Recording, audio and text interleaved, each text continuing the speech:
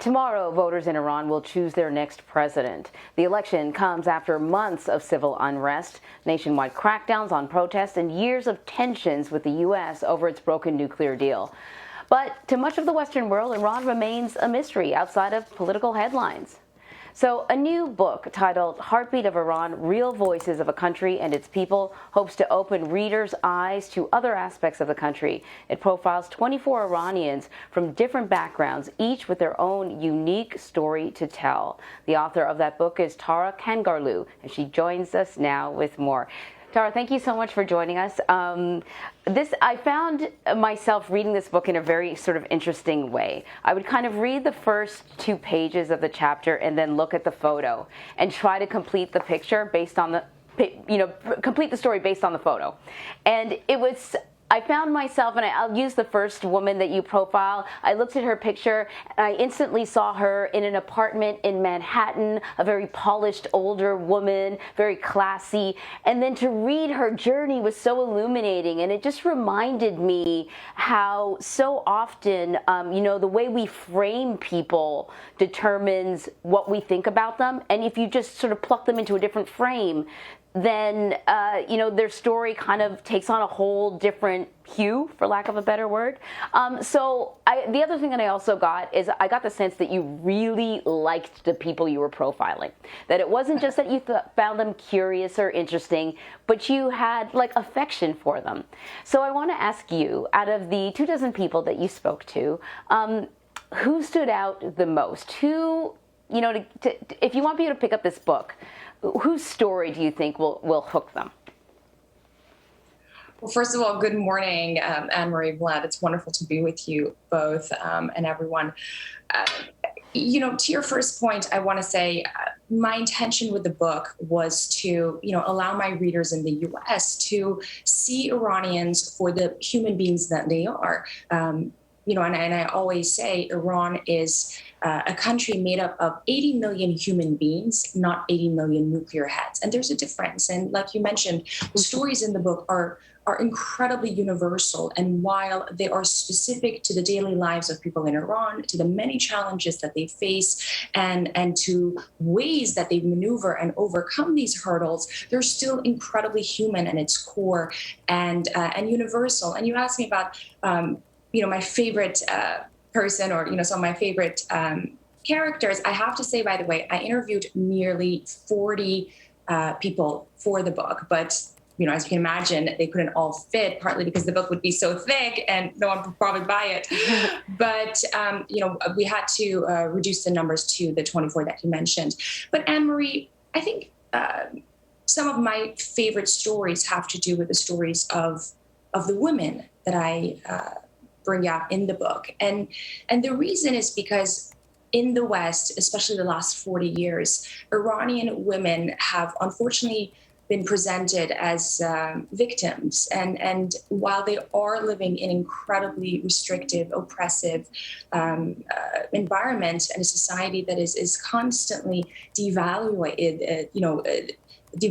them and not really meeting their true worth, they still have found ways to overcome challenges. And their success stories, I think, are worth noting, but not necessarily because I wanted to create stereotypes of these success stories, but rather because I wanted to talk about how they did that, the road, the maneuvering, the ways they overcame the challenges and obstacles. So I think it's the journey that's important to me. And I think in that journey, many elsewhere in the world can find their own stories and find how they have so much more in common with their Iranian counterpart, despite what they hear or see, on television and the sort of insular political narrative that exists on Iran. So I think the journey of how people live in Iran, especially for the woman, was quite special for me. Tara, Anne-Marie, when I first moved to Europe when I was a young man in my early 20s, I became very good friends with a woman who was from Poland. And as our friendship blossomed, I remember there was a period of time when we were sitting in a cafe one day, and being a student of history, at least I thought I was, I asked her a question. I asked her what it was like to live and be a part of the Warsaw Pact, for those of you for people who are history buffs will understand what that means, what that designation was. And she, long story short, she sort of mocked me this notion that somehow Poland was an enemy of the United States just simply because at the end of World War II, the major powers decided to carve up Europe and say, this country is part of the democratic-leaning West, and this other part of the world now falls under the Soviet Union. And it just, for the very first time, I think, as a young adult, opened up my eyes to the way other people live in other countries and how propaganda and how sometimes what we're taught at schools can color or shade our perceptions of people who are not our enemies or who are not even our adversaries, but are just, folks living a life and trying to raise their children. And that's sort of what I get from your book, which is that, and I said it earlier, that we often approach countries that we don't know a lot about simply based on what we hear from our politicians or our political leaders. And that's not what you learn if somebody decides to pick up your book. And what I really find fascinating is that the population of Iran is mostly under 30. The largest group of people in the country are under 30. So how does that demographic shift the conversations and hopefully shifts them in a different way going forward? Absolutely. And Vlad, you nail it. The intention behind the book, I spent 4 years writing and reporting this book. As a journalist, the intention was to introduce the other side, to introduce the people of Iran as best as I could. Again, 24 stories are in no shape or form a complete representation of this vast country and large nation.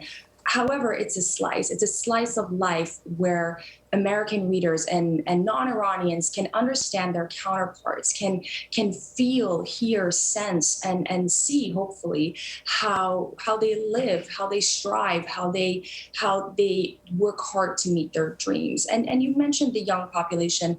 Again, Iran is an incredibly vibrant society, one of the highest internet users in the region.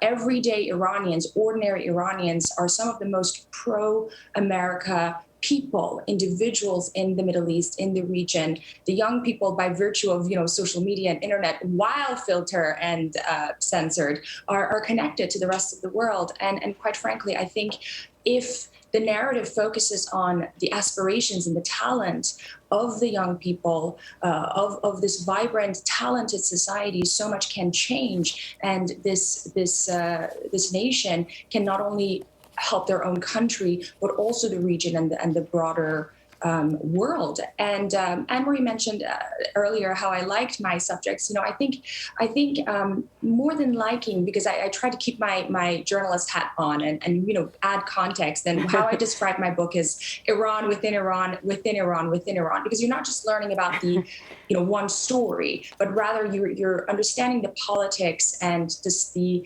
sociocultural issues and history.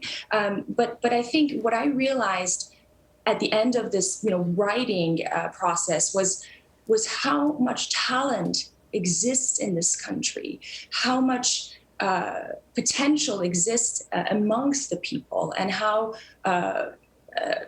awful it is that they're deprived from an international community the ability to have them connect with the rest of the world. And I think, Vlad, the youth are the future. Iran is an incredibly young, talented, diverse country, and really, as we've seen around the world, it's the people who should represent their nation, and I hope this gives a sense to my American readers and allows a difference between the government and the people.